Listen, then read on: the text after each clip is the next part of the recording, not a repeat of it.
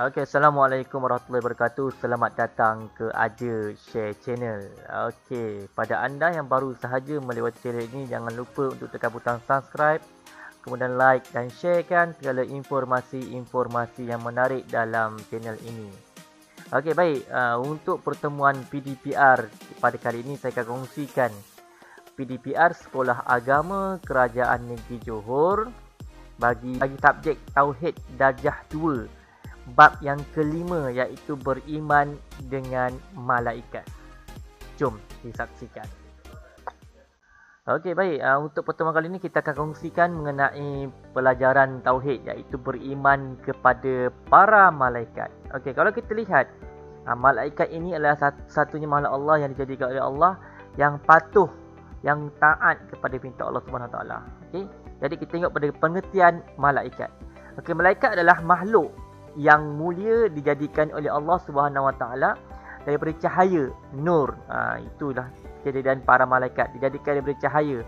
Cahaya itu Allah jadikan dia sebagai malaikat. Okey, yang kedua, beriman kepada malaikat merupakan rukun iman yang kedua, dan percaya kepada malaikat hukumnya adalah wajib. Maknanya bila kita tahu malaikat itu beriman, maknanya bila malaikat itu adalah rukun Islam yang kedua, jadi kita wajib percaya bahawa malaikat itu ada. Okey, yang ketiga, orang yang tidak percaya kepada malaikat hukumnya kafir. Amat berat. Jangan buat main benda ni. Okey, sebab itulah kita kena ingat, kita kena beriman dengan kesemua 6 rukun iman itu. Antaranya malaikat. Maknanya kita kena percaya ada yang malaikat yang menurunkan hujan, ada malaikat yang menyoal dalam kubur, yang menyeksa dalam kubur, ada malaikat-malaikat yang menanggung arasy Allah. Semua ada tugas masing-masing yang Allah tentukan. Okey, kemudian kita pergi kepada dalil nakli beriman kepada malaikat. Okey, firman Allah Taala, Bismillahirrahmanirrahim. Kullun amana billahi wa malaikatihi wa kutubihi wa rusulih la nufarriqu baina ahadim mir rusulih. Sadaqallahul azim. Surah Al-Baqarah ayat 285.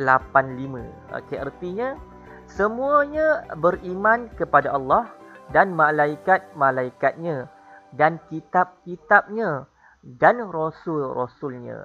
Mereka berkata, kami tidak membezakan antara seorang dengan yang lain dari rasul-rasulnya. Itulah firman Allah Ta'ala dalam surah Al-Baqarah ini. Maknanya kita kena wajib percaya kepada Allah, kita wajib percaya kepada kitabnya, dan kita wajib percaya dengan malaikat-malaikatnya.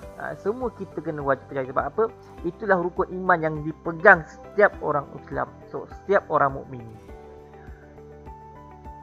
Okey, terusnya kita pergi pada bilangan malaikat dan tugas-tugasnya. Okey, yang pertama, secara ijmali, bilangan malaikat adalah banyak sebagaimana firman Allah Taala, a'udzubillahi minasyaitonirrajim, wa ma ya'lamu junuda rabbika illahu. Sadaqallahul azim. Maksudnya, dan tiada yang mengetahui tentera Tuhanmu melainkan dialah sahaja. Okey.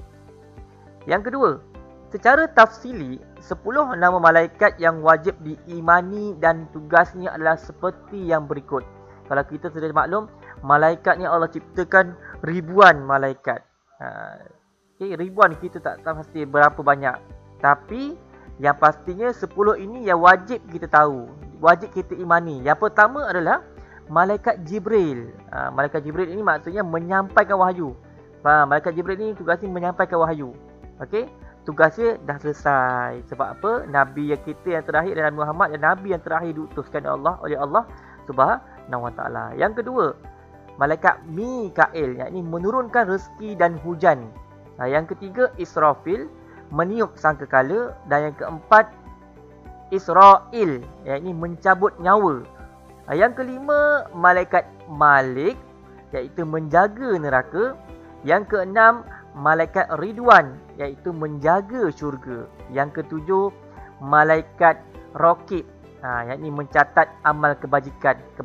Mana di kanan kita, di bahu kanan kita ada malaikat yang menjaga segala kebaikan kita. Setiap apa yang kita buat, ada malaikat yang mencatat. Okay. Dan yang ke-8, malaikat Atid, Malaikat atid inilah yang mencatat amal kejahatan. Setiap kali kita melakukan kejahatan, ada malaikat atid yang mencatat segala buku kejahatan kita buat. Okey, yang ke-9, malaikat mungkar, iaitu menyoal manusia selepas kematian, dan pasangannya malaikat nakir, menyoal manusia selepas kematian. Dua malaikat yang menjaga kita dalam kubur. Siapa dia? Iaitu malaikat mungkar dan nakir. Kisah dia bagaimana? Bila mana seorang manusia itu mati, kita dalam keadaan kita sudah pun dimatikan, kita berada dalam kubur, lalu kita pun melihat ada satu malaikat yang akan bertanya kita dalam kubur, iaitu malaikat mungkar dan malaikat nakir. Okey, kemudian kita pergi kepada perbezaan malaikat dengan manusia. Apa beza dia antara malaikat dengan manusia ini? Malaikat apa beza dia? Apa manusia beza dia? Okey, malaikat yang pertama dijadikan daripada cahaya. Malaikat ini dijadikan daripada cahaya. Manakala manusia pun dijadikan daripada tanah. Okey, yang kedua, malaikat tidak bernafsu. Okey, manusia pula bernafsu. Ada nafsu makan, ada nafsu minum, ada nafsu tidur, ada nafsu nak kahwin, ada nafsu nak buang air besar, ada nafsu, semua ada manusia ini. Sebab tu manusia ini insan yang istimewa, dikurniakan nafsu. Manakala malaikat tidak mempunyai nafsu. Okey, yang ketiga, bukan lelaki ataupun perempuan. Malaikat ini bukan lelaki. Tak ada kata, oh ini malaikat lelaki, oh ini malaikat perempuan. Tak ada. Malaikat tidak mempunyai jantina. Berbeza dengan manusia. Manusia ini ada lelaki, ada perempuan, ada pula kunsa. Apa kunsa? Kunsa ini adalah manusia yang dilahirkan dengan dua alat kelamin. Bukan pondan Kunsa bukan pondan. Kunsa ini adalah dia insan yang istimewa, yang Allah jadikan memiliki dua alat kelamin. Ada alat kelamin lelaki, ada alat kelamin perempuan. Tapi yang kita jumpa yang banyak tu, yang banyak di pondan tu, itu bukan kunsa. Itu namanya mengada-ngada. Okey.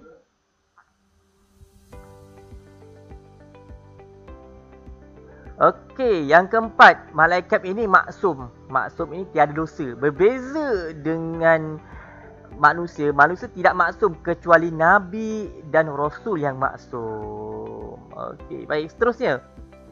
Kita pergi pada cara beriman kepada para malaikat. Macam mana cara kita nak beriman? Bagaimana kita nak percaya bahawa malaikat itu wujud? Yang pertama, setiap orang Islam wajib mempercayai kewujudan para malaikat. Setiap orang Islam. Tak kira lah awak ni orang Melayu ke, orang India ke, orang Cina ke, orang Kadazan ke, orang Afrika ke, Samina waka tu semua tu. Itu semua tu, walaupun apa-apa bangsa sekalipun, apa warna kulit sekalipun, tapi jika awak semua seorang Islam, meskipun seorang Afrika itu seorang beragama Islam, dia wajib mempercayai kewujudan malaikat. Okey, yang kedua, kita wajib mengetahui 10 malaikat secara tafsili, satu persatu. Wajib kita tahu siapa malaikat yang menurunkan hujan, siapa malaikat yang menurunkan rezeki, siapa malaikat yang menjaga syurga, siapa malaikat yang menjaga neraka, dan kesemuanya kita wajib tahu satu persatu. Seterusnya yang ketiga, mereka dapat menyerupai pelbagai rupa dan bentuk dengan izin Allah SWT. Itu kehebatan para malaikat.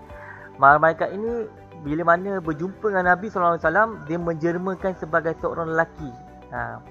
Ada juga malaikat yang menjelmakan sebagai binatang. Ada malaikat yang menjelmakan sebagai kucing dan sebagainya. Itu adalah dengan izin Allah SWT.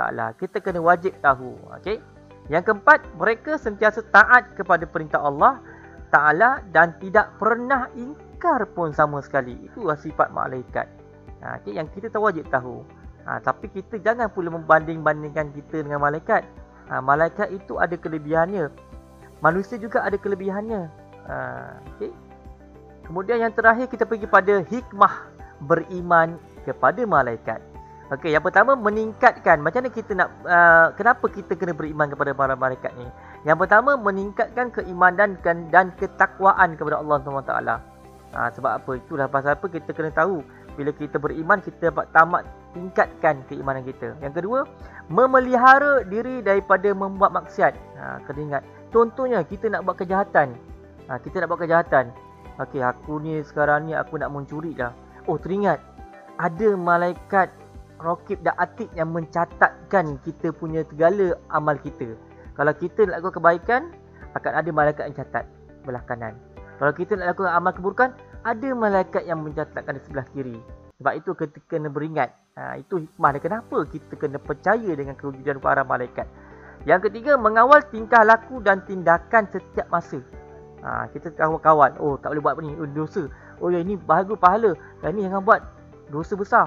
Itu semua adalah kenapa kita kena tahu malaikat itu wajib kita percaya.